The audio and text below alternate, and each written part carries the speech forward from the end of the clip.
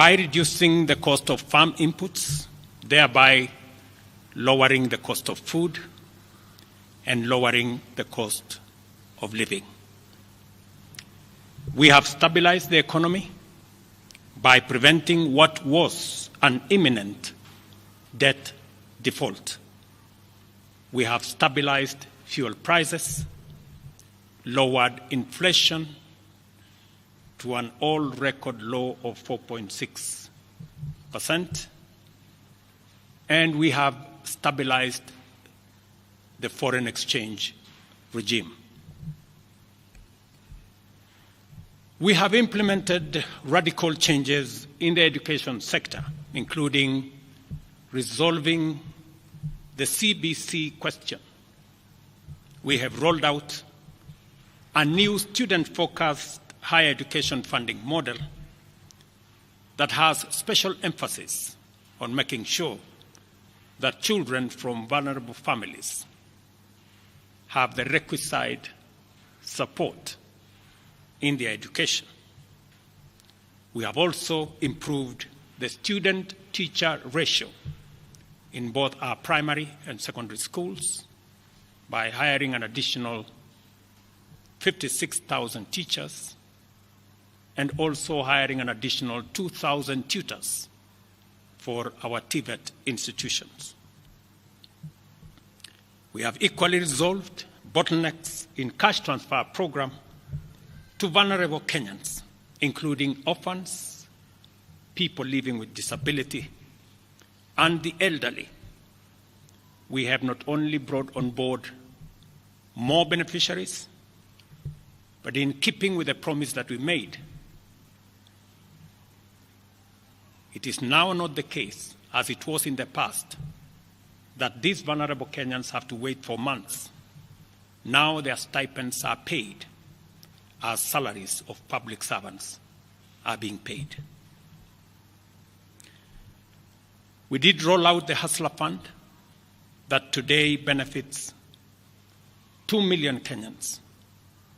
And we have 7 million Kenyans who had been denied access to financial services by credit reference bureaus. They are now off the blacklisting roll.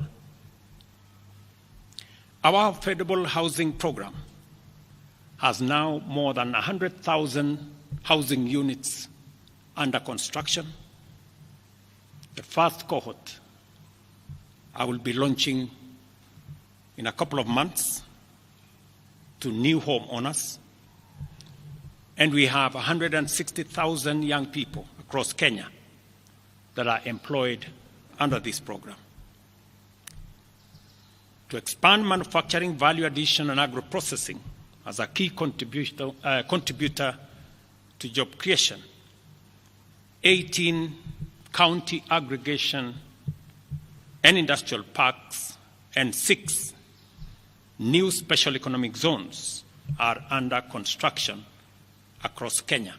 And at the same time, we have 200 fresh produce markets that are at various stages of construction to support our farmers with access to markets for their produce, in keeping with the commitment we made to our mama mbogas.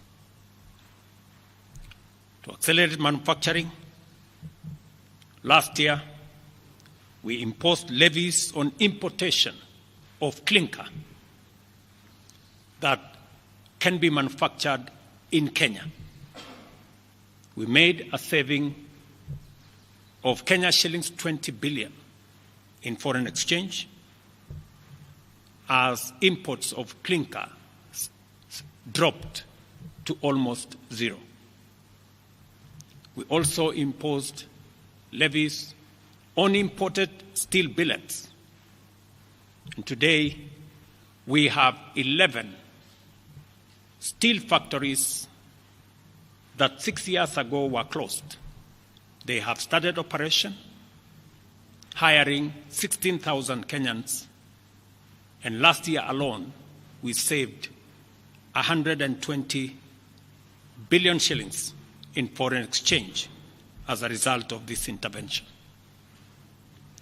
Our digital transformation agenda is also on course with 17,000 government services online, while we have 274 digital hubs across Kenya with 152,000 students and digital workers in our TVETs and also in digital hubs in different parts, up and running and giving young people an income.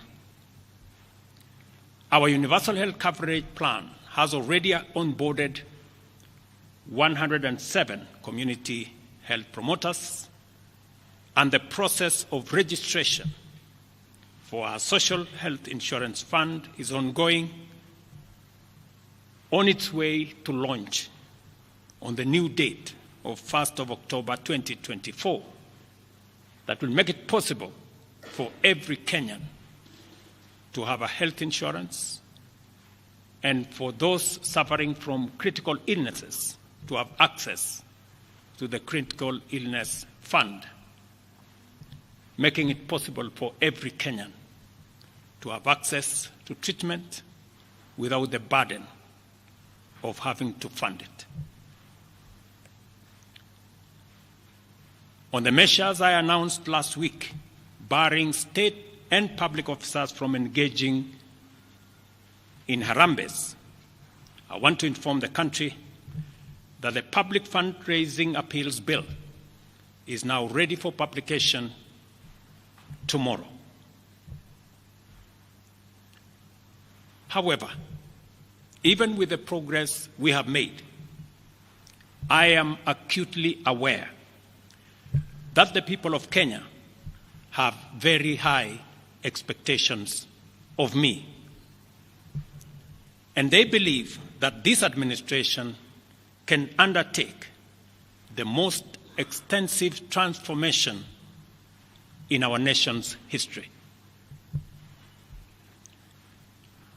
Recent events that necessitated the withdrawal of the finance bill, which will require a review and reorganization of our budget and fiscal management, have brought us to an inflection point.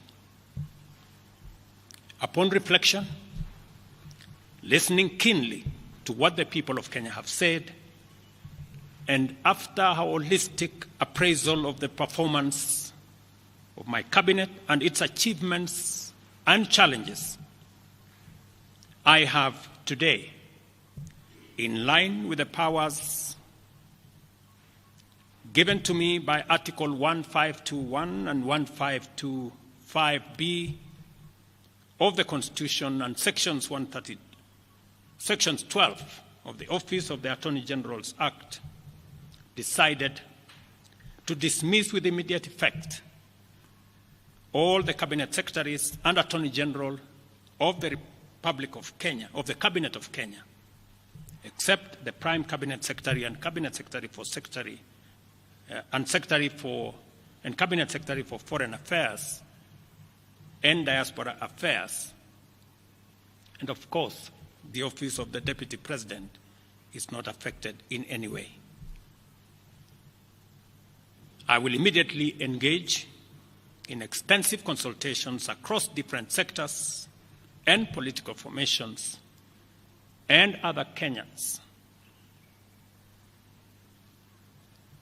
both in public and private, with the aim of setting up a broad-based government that will assist me in accelerating and expediting the necessary, urgent, and irreversible implementation of the program that we have, including other radical measures and programs to deal with the burden of debt, to explore raising domestic resources and revenues, expanding job opportunities,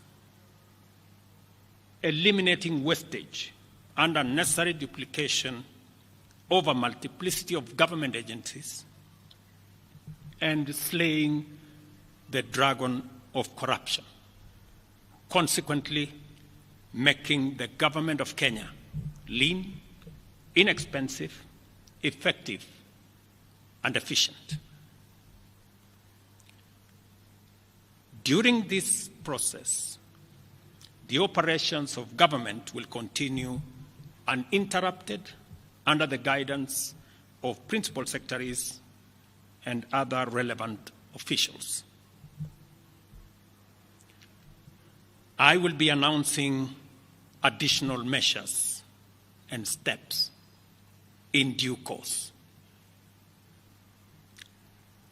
Thank you very much, and God bless our great country, Kenya. Asanteni sana.